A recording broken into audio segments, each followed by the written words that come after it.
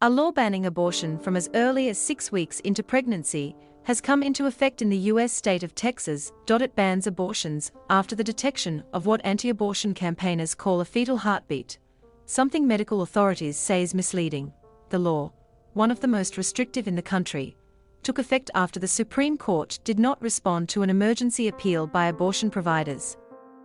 Doctors and women's rights groups have heavily criticized the law. It gives any individual the right to sue doctors who perform an abortion past the 6-week point. The so-called Heartbeat Act was signed into law by Texas Governor Greg Abbott in May.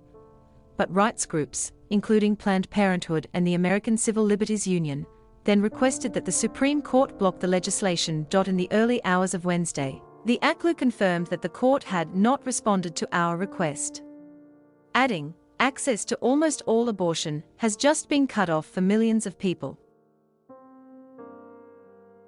The group, which says that up to 90% of abortions in Texas take place after 6 weeks of pregnancy, described the development as blatantly unconstitutional. The U.S. women's health group Planned Parenthood also condemned the ban, tweeting, "No matter what, we aren't backing down and we are still fighting. Everyone deserves access to abortion." The Supreme Court still has the power to overturn the ban at a later stage.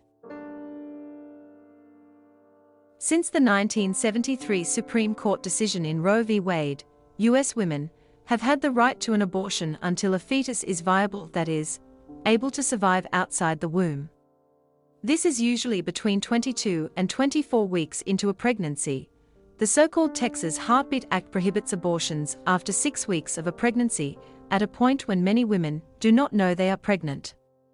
The American College of Obstetricians and Gynecologists has said the term heartbeat is misleading, and that what is being detected at this stage is a portion of the fetal tissue that will become the heart as the embryo develops.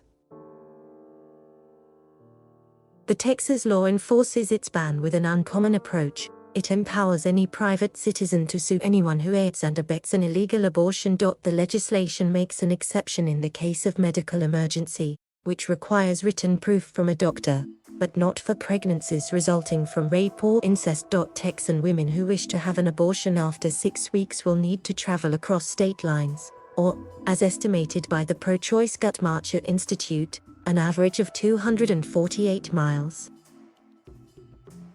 Most abortion restrictions that have been proposed before have relied on criminal penalties or some form of regulatory punishment. The Texas law instead authorizes a private civil right of action, which allows people to sue to enforce the law even if they themselves have not been harmed. An ordinary American, from Texas or elsewhere, may now be able to seek up to $10,000 in damages in a civil court against abortion providers and doctors, and possibly anyone at all involved in the process.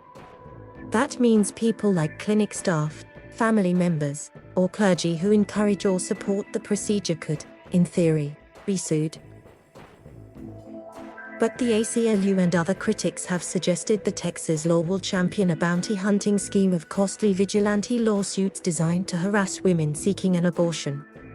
The ACLU noted tip lines have already been set up by anti-abortion groups. Abortion has long been one of the country's most contentious social issues.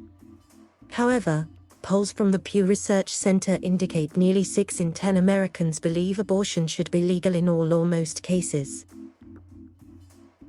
This number has remained relatively stable over the past 2 decades, but masks a partisan divide. Only 35% of Republicans support that position. In conservative Texas, an April poll found nearly half of the state's voters support a 6-week ban on abortions. The Texas law is one of many recent efforts to limit abortions in states controlled by Republicans. 3 others, Idaho, Oklahoma and South Carolina, have passed 6-week ban bills this year, all of which have been stalled by legal challenges and are yet to go into effect.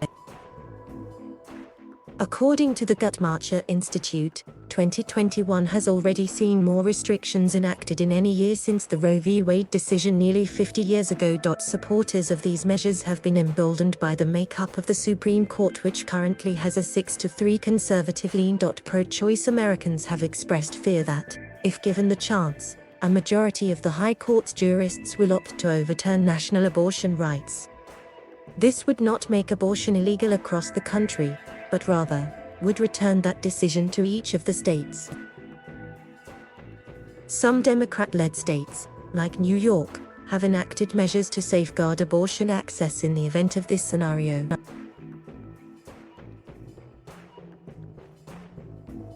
Thank you for watching.